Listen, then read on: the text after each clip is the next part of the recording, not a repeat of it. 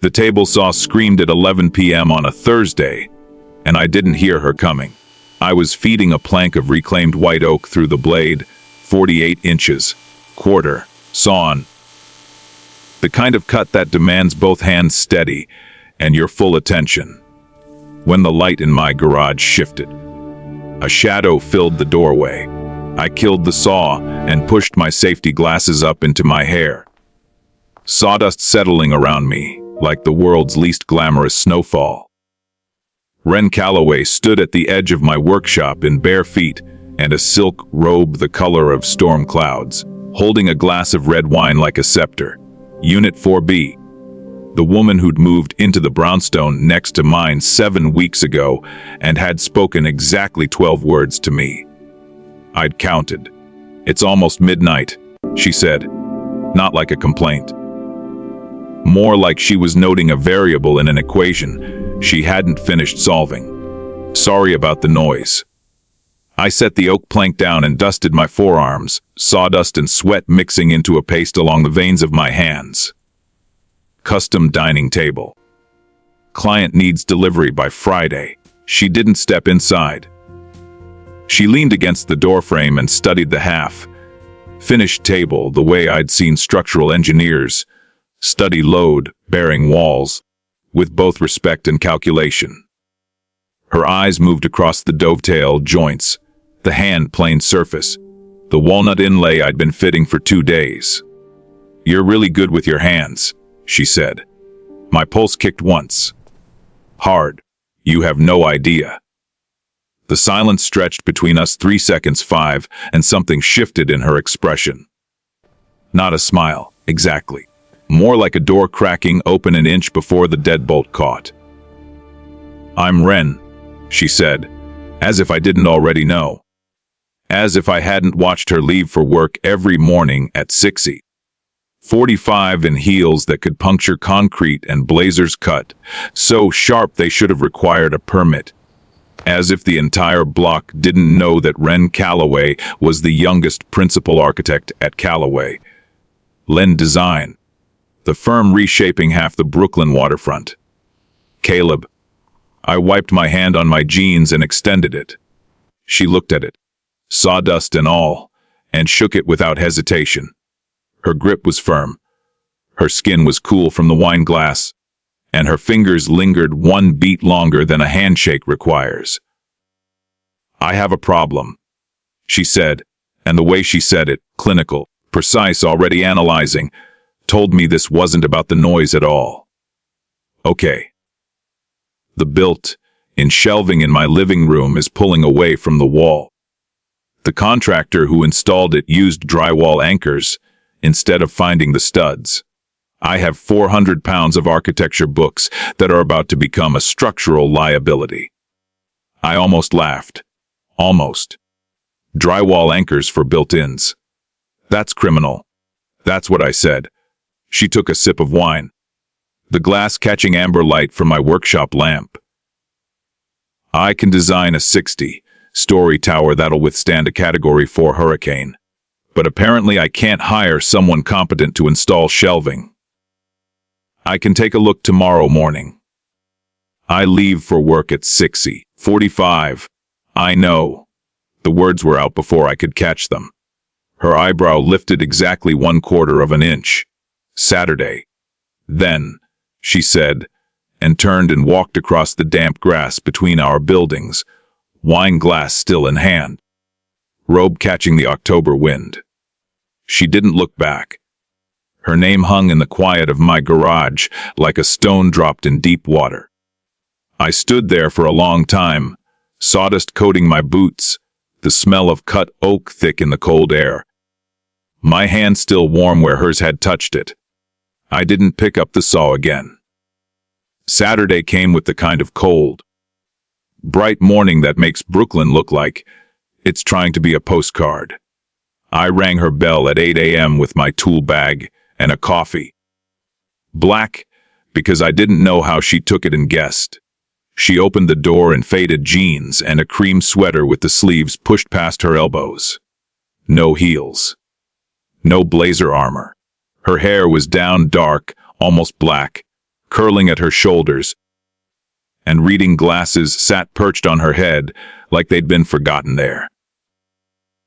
Without the corporate architecture, she looked approachable, which somehow made her more intimidating.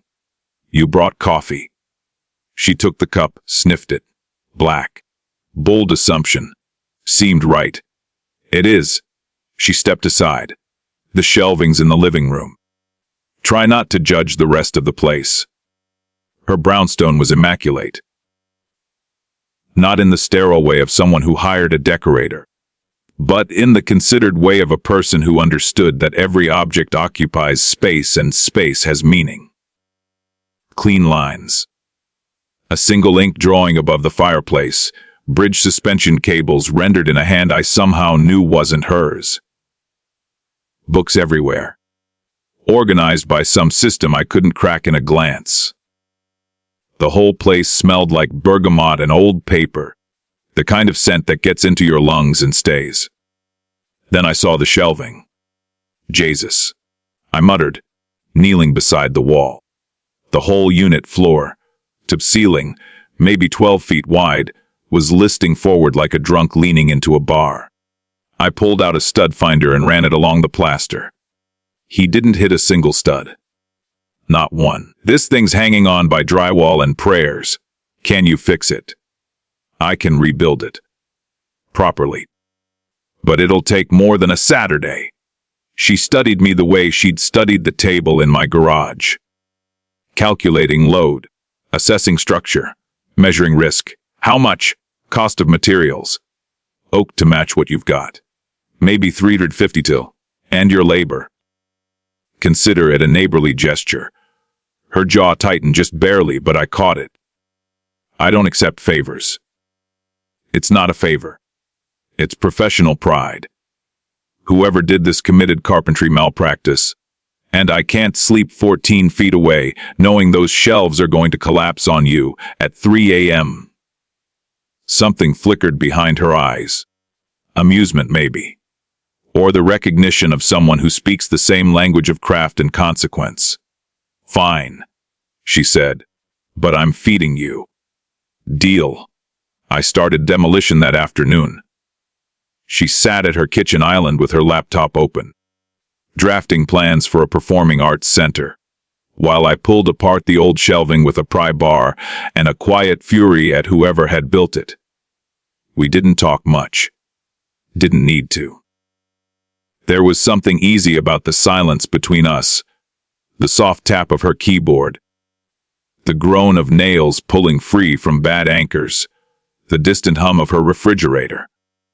Sawdust drifted through slants of afternoon light, and I forgot I was in someone else's home.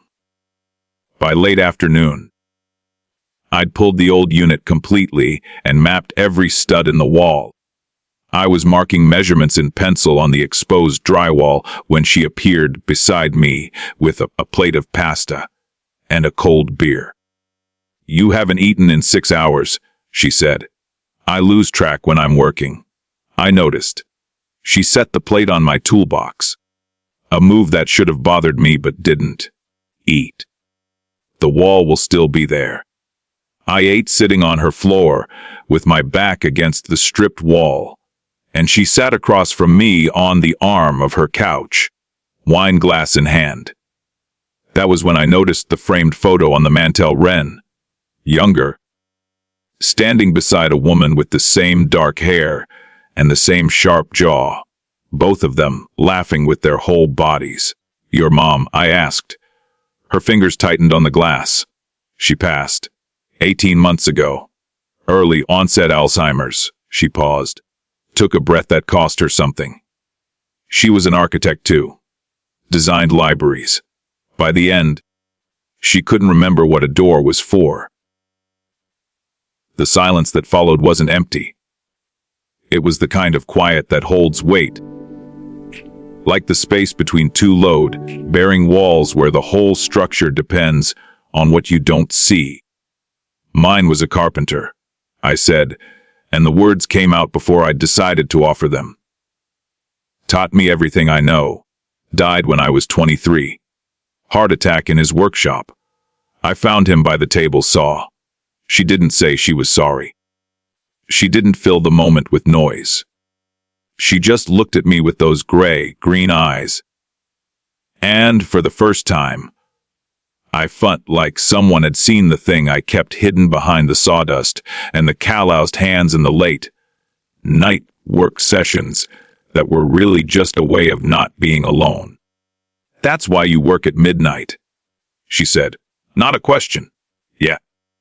Then her phone buzzed on the counter. She glanced at the screen, and something crossed her face, fast like a cloud shadow racing over pavement. "Everything okay?" "My ex-husband," she said, her voice flattening to steel. "Graham. He's a partner at my firm. It's complicated." She didn't elaborate. I didn't push. But I filed it away the way I file grain direction on a difficult piece of wood, carefully. Because it matters more than people think. The shelving project took 3 weekends. I'd arrive Saturday mornings and work through Sunday evenings, while she drifted between her laptop and my side, asking questions. Real ones, about wood grain and joinery and load distribution. That proved she understood the engineering underneath the craft.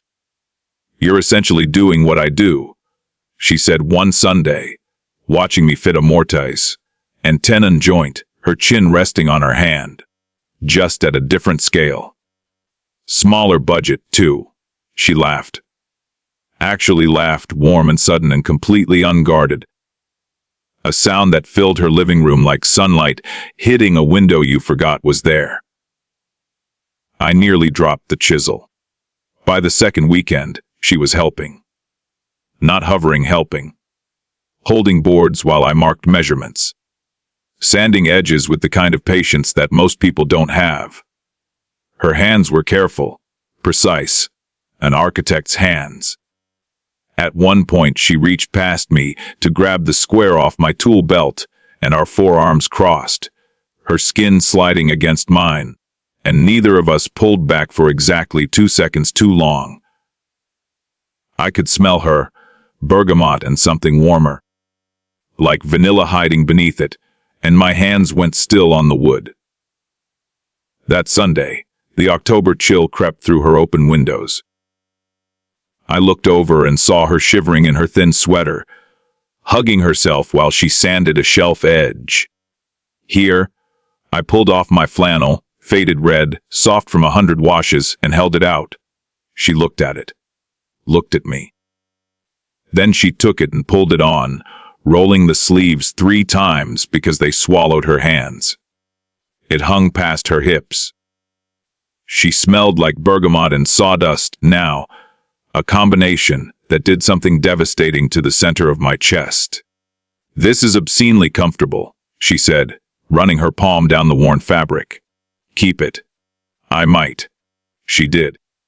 I saw it hanging on her coat hook. Every time I came over after that, a flannel ghost of me living in her home. By the 3rd weekend, the shelving was done. Floor to ceiling, solid white oak, mounted into every stud with 4-inch lag bolts. I'd added a rolling ladder because she had 400 books, and the top shelf was 9 feet up. She ran her hand along the lowest shelf, feeling the grain, the sanded smoothness, the perfectly flush joints, and something in her face went quiet. "This is the most beautiful functional thing anyone has ever built for me," she said. We loaded her books together. She had a system organized by architect, then chronologically. Alto hatted. Lynn. Her mother's handwritten notes tucked inside some of them. Pencil marks in margins. Sticky notes in faded ink. She handled each one with the kind of tenderness most people reserve for living things. It was dark by the time we finished. Thai food sat getting cold on the counter, because neither of us had moved toward it.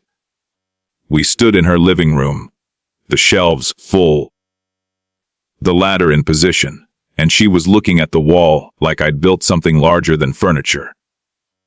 "Thank you," she said, and her voice had dropped to something private and warm. You're welcome. She was close. Close enough that I could smell the bergamot and the faint trace of sawdust still clinging to my flannel on her body. The lamplight caught the silver in her gray-green eyes and turned them metallic. Caleb. Yeah. I should tell you something. She pressed her lips together. I didn't come to your garage that night because of the noise. I could hear the saw, but it didn't bother me. I came because I'd been watching you work through my kitchen window for 3 weeks and couldn't think of another reason to introduce myself. My heart slammed against my ribs hard enough that I was certain she could hear it. 3 weeks. I'm an architect. I study structures. Her gaze held mine. You were interesting to study. I took one step closer. Her chin lifted. Her breath hitched, barely, a catch in the rhythm. But I heard it the way I hear a wrong note in wood, a grain that runs against itself. My hand came up slowly. I touched her jaw, just my fingertips, rough against the smooth skin below her ear. She didn't pull away. She leaned into it, a fraction of an inch, and her eyes dropped to my mouth. Tell me to stop, I said. No, I kissed her. 7 weeks of restraint collapsed into the press of her lips against mine. She tasted like wine, and something warmer underneath, like cinnamon simmering below the surface. Her fingers threaded into my hair, pulling me closer, and her other hand pressed flat against my chest, palm directly over my heart, like she was checking my pulse to make sure this was real. It was real. The realest thing I'd felt in years. When we pulled apart, I pressed my forehead to hers. Her breath came warm and ragged against my lips. 7 weeks, she whispered. Felt longer. It felt like construction. All that measuring before the first cut. I laughed against her mouth. That's the most architect thing you've ever said. Shut up and kiss me again. I did. 2 weeks passed. 14 days of a life I didn't recognize as mine. She'd knock on my garage wall at 10 p.m. with 2 glasses of wine and sit on my workbench while I shaped wood. And we'd talk about buildings and bridges and the mathematics of things that hold weight. Sunday mornings, she'd come over with bagels and blueprint rolls, spreading them across my kitchen table, asking my opinion on structural details worth millions. I'd catch her watching from her kitchen window when I worked in the garage, and she'd wave with her coffee cup, unembarrassed. We cooked together on Wednesday nights. She'd chop while I stirred, her hip bumping mine as she reached across the cutting board. And the kitchen would smell like garlic and cedar and something that felt dangerously like a future. On a Tuesday night, she fell asleep against my shoulder during a documentary about brutalist architecture. I sat perfectly still for 47 minutes. Her weight warm against me, her breathing slow and even, the bergamot in her hair filling my lungs. I memorized every second like it was a measurement I couldn't afford to lose. Then, on a Thursday morning, the letter arrived. I found it in my mailbox at 7 a.m., official city letterhead, a notice of zoning violation. My workshop was being reported for operating a commercial woodworking business in a residential zone. The complaint cited excessive noise, industrial equipment, and commercial activity inconsistent with residential use. Inspection scheduled for December 4th. 2 weeks. If confirmed, I'd face a $15,000 fine and an order to cease all workshop operations. My workshop, my father's tools. The work that kept his memory alive and kept my hands busy enough to hold back the quiet. I read the letter 3 times, standing in the cold air, and my stomach went to concrete.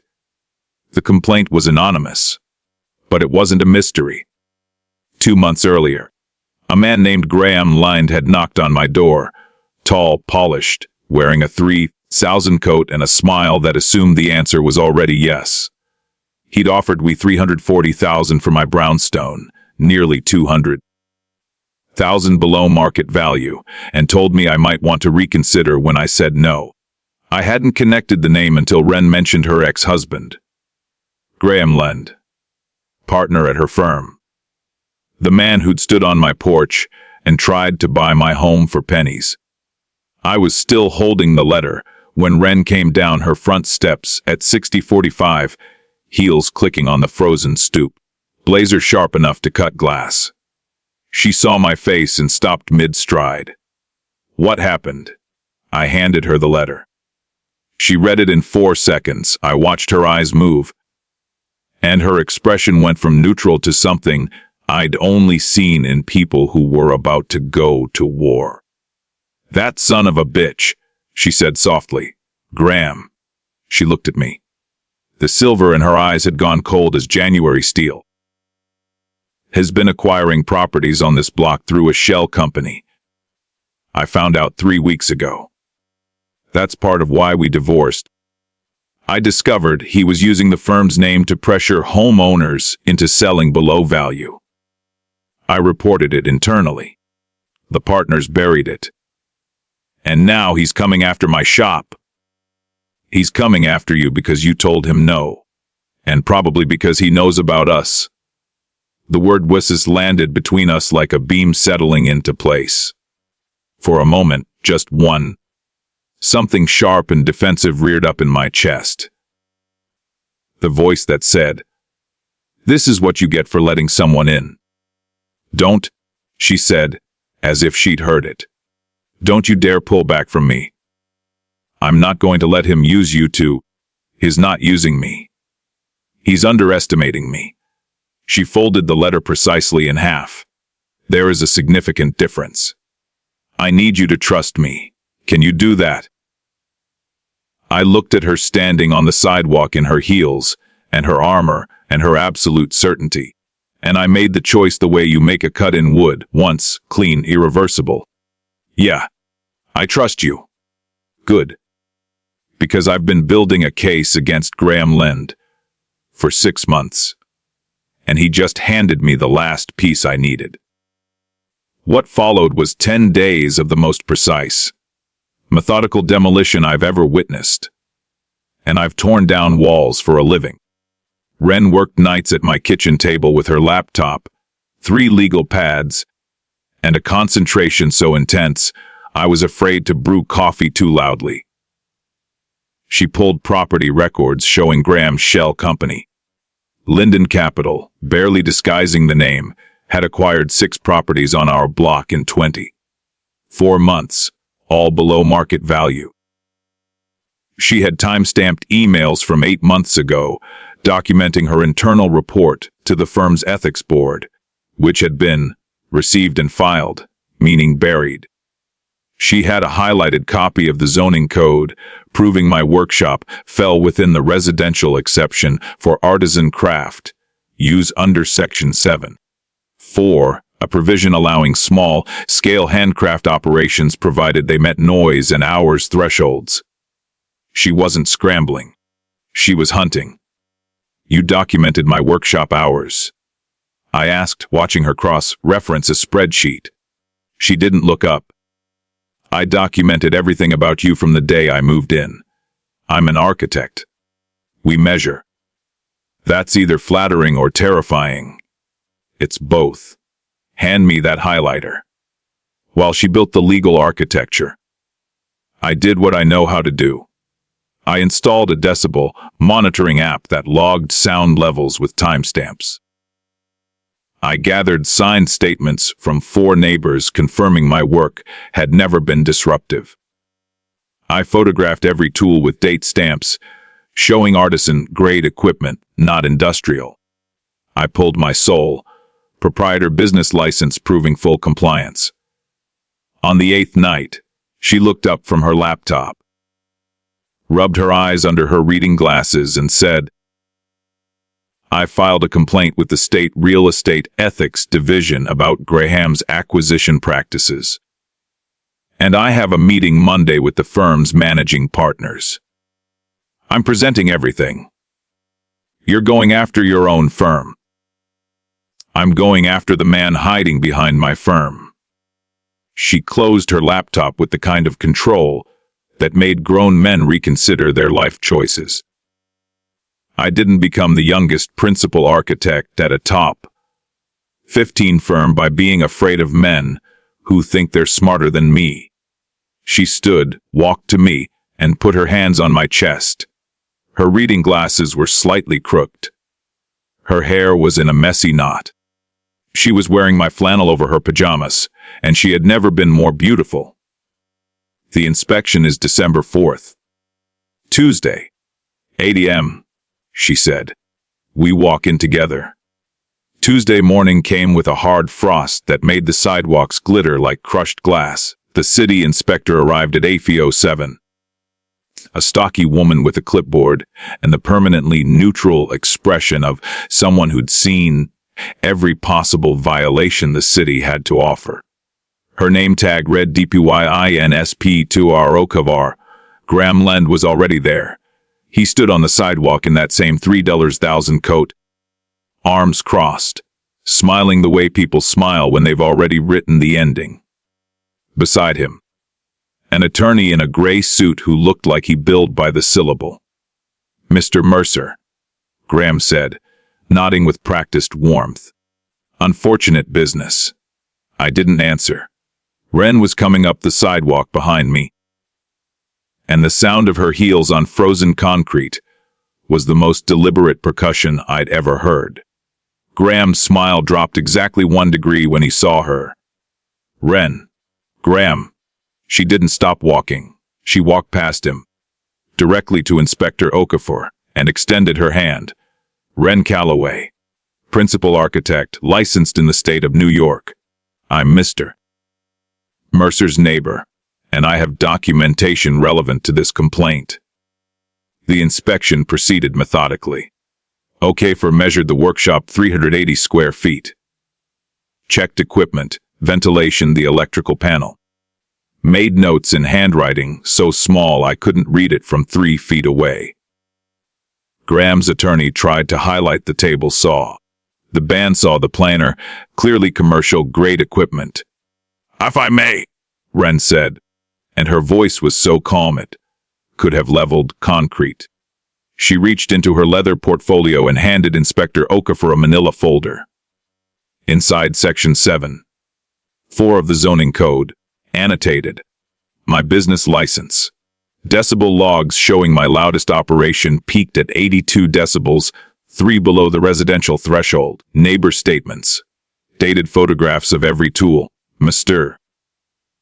Mercer operates a sole proprietorship artisan woodworking practice that falls squarely within the residential craft exception, Wren said. His equipment is consistent with small-scale custom furniture making, not commercial manufacturing. His noise levels have never exceeded residential limits. He has never operated outside permitted hours. She paused, letting each point settle the way a good architect lets a design speak. I'd also like to note, she continued, producing a second folder, that the anonymous complaint was filed on October 29th, exactly 6 days after Mr. Mercer declined a below-market purchase offer from Linden Capital LLC, a shell company whose registered agent is... She turned to Graham with the precision of a compass needle finding north. Graham Lend. The silence could have held up a bridge. Graham's attorney whispered something urgent. Graham's face traveled from confident to confused to something that looked like a man realizing the floor beneath him was made of glass. I have property records, Wren said, pulling a third folder from her portfolio like a surgeon selecting a scalpel.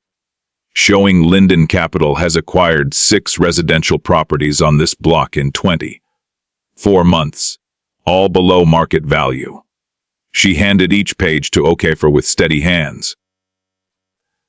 I've filed a formal complaint with the city's Housing Preservation Office and the State Ethics Board. And as of yesterday morning, I presented evidence of Mr. Lyne's acquisition practices to our firm's managing partners, who have initiated an internal investigation and placed him on administrative leave pending full review. Graham's face went white, not pink, not red. White, the color of a man watching every carefully constructed wall come down at once. You can't. I already have, Wren said. And I'd suggest you speak with your attorney before saying anything else in front of a city inspector. Okafor looked at Graham for a long, measured moment, then turned to me. Mr. Mercer, your workshop is in full compliance with residential zoning provisions. I'll be closing this complaint. Written confirmation within 10 business days. She paused. I'll also be forwarding Ms. Calloway's documentation to Housing Preservation. She shook my hand, shook Wren's, gave Graham one final unrateable look, and walked to her car. Graham stood on the sidewalk while his attorney pulled him toward a black sedan, his expensive coat suddenly looking like a costume for a role he'd already lost. He looked at Wren, really looked at her, and something crossed his face. That might have been the recognition that the woman he'd underestimated had been building a case against him with the same patience and precision she used to design buildings that outlast the people who doubt them. You planned this, he said. I prepared for it, she corrected quietly. There's a difference. You should know that. You married an architect. He left without another word. The sedan pulled from the curb, exhaust hanging in the December air like a ghost dissolving. Then it was just us. Wren stood on the frozen sidewalk, and for the first time since I'd known her, the architecture fell away. Her shoulders dropped. She exhaled a long, shuddering breath that fogged in the cold morning light. Her eyes closed. I stepped closer and put my hands on her arms. She leaned forward until her forehead rested against my collarbone, and I held her there while the morning broke gold over the brownstones, and the city woke up around us. You built a fortress, I said into her hair.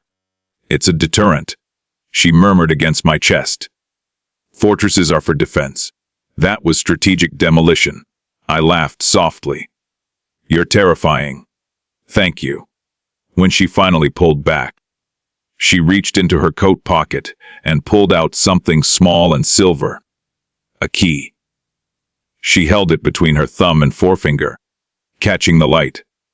This is to my front door, she said. I had it made last week. My throat went tight. Last week, I told you. I prepare. I took it. It was warm from her pocket, small and solid in my palm. The kind of ordinary object that becomes extraordinary the moment someone hands it to you and means it. I made you something too, I said. It's in the workshop. She followed me into the garage, to the shelf above my workbench. I picked up the carved figure, a wren, 4 inches tall, shaped from the same white oak I'd used for her shelving. 11 nights of hand carving, no power tools, just a knife and patience. Every feather defined, wings half spread, caught in the moment just before flight. I set it in her palm. Her thumb traced the wing, the grain, the tiny beak I'd shaped with a detail knife at 2 a.m. while thinking about the way she laughs. Caleb, her voice cracked on the second syllable, and Wren Calloway. The woman who just dismantled her ex-husband's empire with 3 manila folders and a voice like polished steel, pressed her hand to her mouth as her eyes filled. White oak, I said. Same as your shelves, so it matches. She kissed me. Not like the first time, not desperate, not built from hunger and restraint. This was slower, deeper. The kind of kiss that doesn't rush because it knows it has time. She kissed me like the word "ease home" had finally found a body to live in, and I kissed her back with every steady, calloused Patient thing I had. When we pulled apart, she held the wooden bird between us, morning light catching the grain. "You're really good with your hands," she said. And this time, standing in my father's workshop with her key in my pocket, and her kiss still warm on my mouth, and the whole stubborn, beautiful architecture of something real building itself around us, joint by joint, beam by beam, I smiled.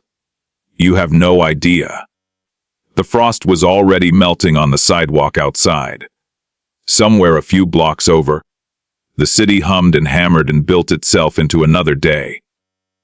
But right here, in a garage that smelled like white oak and bergamot and the sawdust ghost of a man who taught me that the things you build with your hands outlast everything. Right here, I was already home. If this story moved you, if it made you feel something real, do me a favor. Hit that subscribe button and turn on the notification bell. Don't let this be the last story that reminds you what courage looks like. And here's a question I want you to sit with. Have you ever been afraid to let someone see the thing you've been building alone in the dark? And what happened when you finally let them in? Drop your answer in the comments. I read every single one. And I'll see you in the next one.